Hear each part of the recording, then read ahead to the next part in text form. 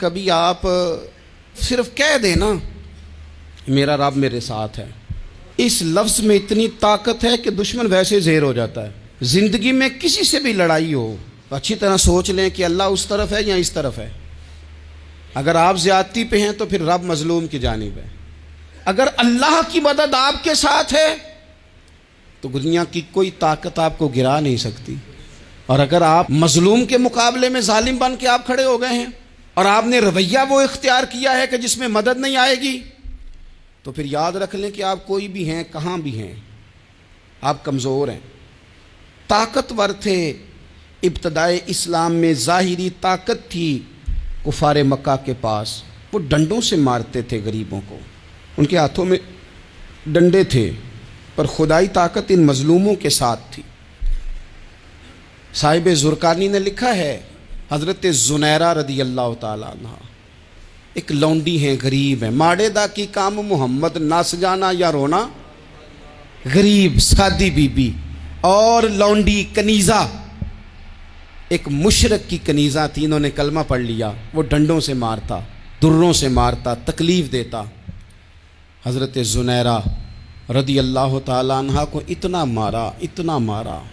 اب آپ ایک اور پہلو پر بھی غور کریں، مار بھی پڑ رہی ہے پر خدا ادھر ہی ہے، اللہ کی مدد ادھر ہی ہے۔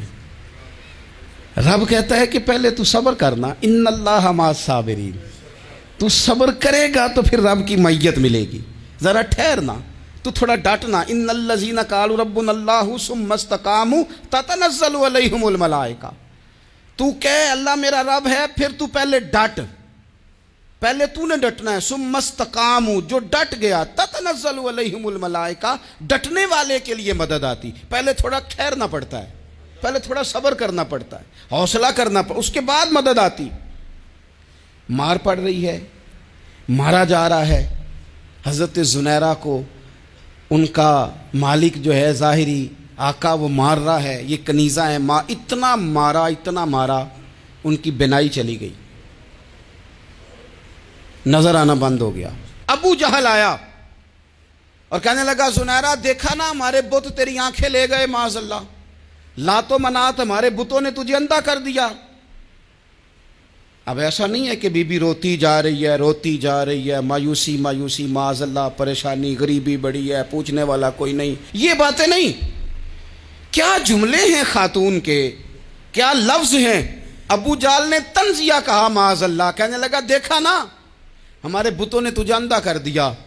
تو جناب زنیرہ آنکھوں کی بینائی گئی ہے، رات کو گئی ہے، دکھ ابھی تازہ ہے، لیکن اللہ پہ جو توکل ہے، اپنے مالک سے جو رشتہ ہے وہ اتنا مضبوط ہے، اتنا طاقتور ہے، اس میں اتنی گہرائی ہے کہ حضرت زنیرہ بول کے نا اتنی قوت سے بولی، اتنی طاقت سے بولی کہ پورے کفر پر لرزہ طاری ہو گیا۔ فرمانے لگی تمہارے بتوں کی کیا اوقات ہے کہ وہ میری بینائی لے جائیں، یہ میری رب کی حکمت کا تقاضا ہے۔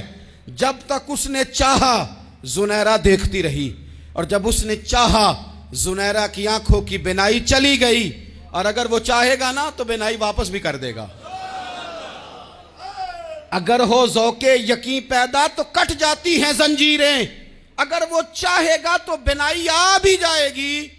حضرت زنیرہ نے رات کو یہ لفظ کہے، ابو جہل اور سارے کفار ڈر کے سن کے چلے گئے، آپ اطمینان سے آ کے بستر پہ سوئی۔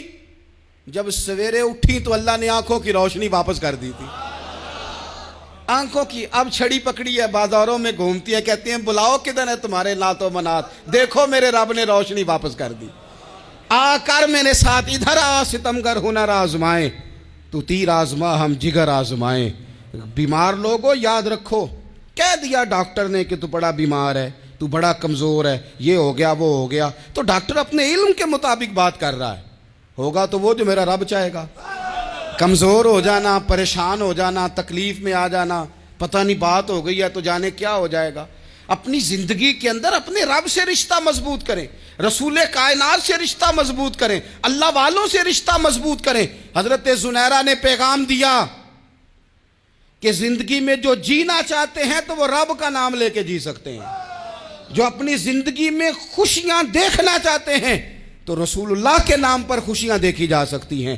توکل کی بنیاد پر بندہ خوشیاں لے سکتا ہے. اور اگر انسان میں توکل نہیں ہے تو پھر وہ اس کالے جادو سے بھی ڈر رہا ہے, وہ نیلے سے بھی ڈر رہا ہے, وہ پیلے سے بھی ڈر رہا ہے, وہ فلانے سے بھی ڈر رہا ہے, وہ میرے خلاف فلانا رشتہ دار سازش کر رہا ہے تو ڈر رہا ہے, فلانا میرے بارے میں یہ کر رہا ہے تو ڈر رہا ہے, وہ پتہ نہیں دنیا ادھر ہو جائے گی تو کیا ہو جائے گا. اٹھ باندھ کمر کیوں ڈرتا ہے, پھر دیکھ خدا کیا کرتا ہے.